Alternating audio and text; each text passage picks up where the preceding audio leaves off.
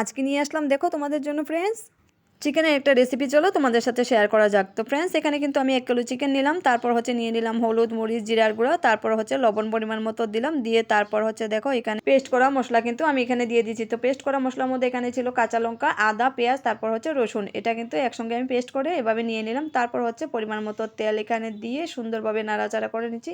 হাত দিয়ে মাখালে একটু অসুবিধা হবে, তার জন্য দেখো আমি কিন্তু একটা চামচ দিয়ে মাখাচ্ছি। দেখো কি সুন্দর কিন্তু মাখানো হয়ে গেছে, একদম মানে দেখতেই কিন্তু অনেক লোভনীয় লাগছে। তো ফ্রেন্ডস এখন কিন্তু রান্না করা যাক। চলো এখানে কড়াইয়ের মধ্যে দিয়ে দিলাম তেল পরিমাণ মতো, দিয়ে তারপর রসুন পেঁয়াজ পরিমাণ মতো দিয়ে একটু ভাজা হয়ে গেলে পেঁয়াজ রসুন, এখন কিন্তু আমি চিকেনটা এর মধ্যে দিয়ে দিচ্ছি। দিয়ে উপর দিকে জিরা মশলা আমি দিচ্ছি। জিরা মশলাটা কিন্তু একটু চিকেনটা ভাজার পর আমি দিয়েছি। তারপর হচ্ছে দেখো এখানে কিন্তু আলুটাও দিয়ে দিয়েছি। আর ফ্রেন্ডস আমার কিন্তু জিরা মশলাটা এখানে ভাজা ছিল, এর জন্য আমি পরে দিয়েছি।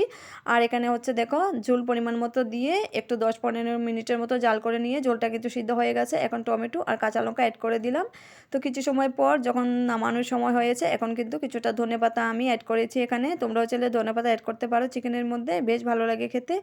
তো দেখো ফ্রেন্ডস আমার রেসিপি কিন্তু কমপ্লিট হয়ে গেছে।